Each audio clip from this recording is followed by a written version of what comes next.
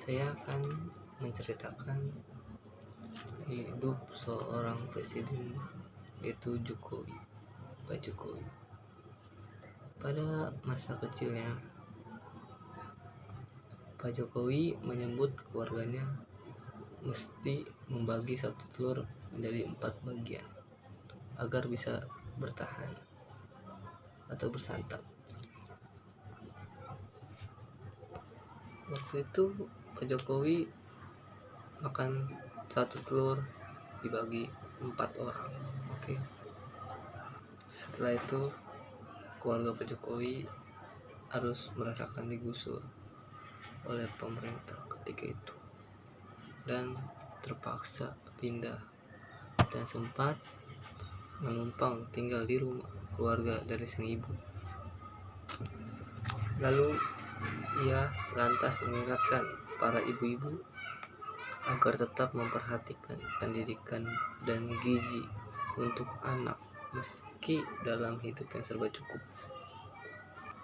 Ini menceritakan masa kisah seorang Pak Jokowi di masa mudanya.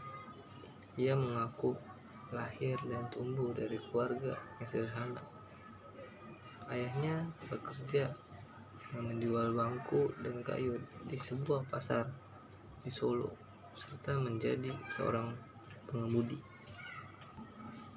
Pengalaman kehidupan keluarganya yang hidup di tengah kesulitan itu yang membuat Jokowi semakin bersemangat dan bertekad agar masyarakat lain tak mengalami hal serupa. Akhirnya Pak Jokowi pun bisa kuliah dan lulus. Dia merasakan perjuangan bagaimana mencari pekerjaan yang tidak mudah. Kata beliau, "Saya berkomitmen untuk melanjutkan dan menuntaskan panggilan dan tanggung jawab saya kepada rakyat. Saya optimis Indonesia maju. Saya optimis rakyat sejahtera, Indonesia setara, layak kerja, Indonesia maju," ucap Jokowi.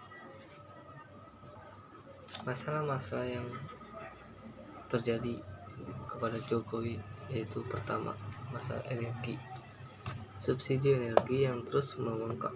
Pada tahun 2007, relasi subsidi BBM hanya 83,79 triliun. Yang kedua, masalah pangan. Sebagai negara agresi, Indonesia seharusnya memprioritasnya pembangunan berbasiskan sektor pertanian. Masalah yang ketiga, masalah infrastruktur.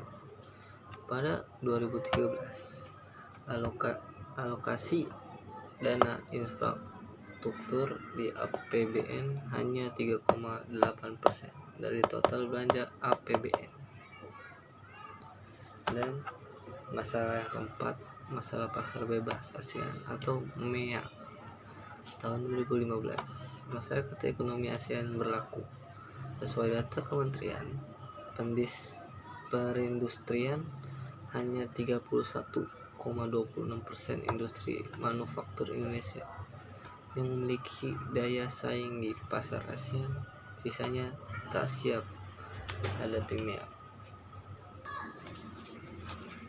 Keberhasilan yang diperoleh oleh Pak Jokowi itu pada tahun 2018. Yang pertama, harga-harga terkendali. Pada masa pemerintah Jokowi, laju kenaikan harga relatif terjaga untuk meningkatkan kesejahteraan rakyat. Yang kedua, kemiskinan terendah. Pemerintah berhasil menurunkan persentase tingkat kemiskinan hingga mencapai kemiskinan pada Maret 2018. Yang ketiga, semakin banyak warga yang bekerja. Perekonomian yang menarik tercermin dari semakin menurunnya jumlah pengangguran terbuka dan tingkat pengangguran terbuka. Yang keempat, terjaminnya kehidupan warga. Yang kelima, kualitas hidup meningkat. Yang keenam, tingkat pendidikan membaik. Yang ketujuh, penguasaan aset mulai menyebar. Yang kedelapan, BBM satu harga. Menurut saya, hal yang menarik dari Pak Jokowi tersebut itu adalah pantang menyerah, selalu berusaha, bekerja keras, dan selalu ingin menggapai cita-citanya. Itu yang salut bagi saya. Hal yang dapat diteladani dari Pak Jokowi, kita mendapat ilmu bahwa semua tugas bakal bisa dikerjakan, walaupun itu sulit, kita bakalan bisa mengerjakannya dengan baik dan jangan pantang menyerah, bekerja keras, selalu semangat. Prestasi yang telah dicapai oleh Pak Jokowi, yang pertama adalah pembangunan infrastruktur. Yang kedua, pembagian sertifikat tanah. Yang ketiga, BBM harga satu harga. Yang keempat, merebut tambang dan migas dari saingan pangan asing.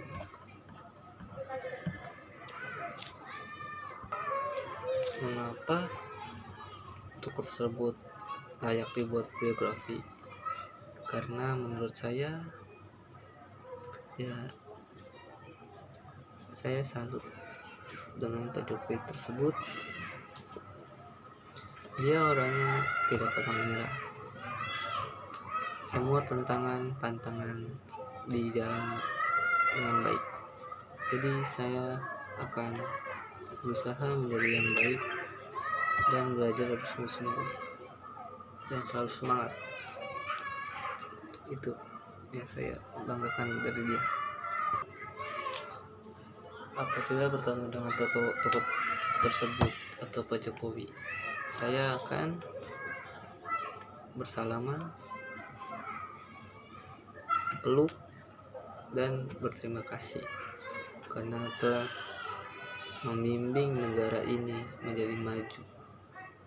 Kalau tidak karena dia dan masyarakat semua, Indonesia tidak akan bersatu. Indonesia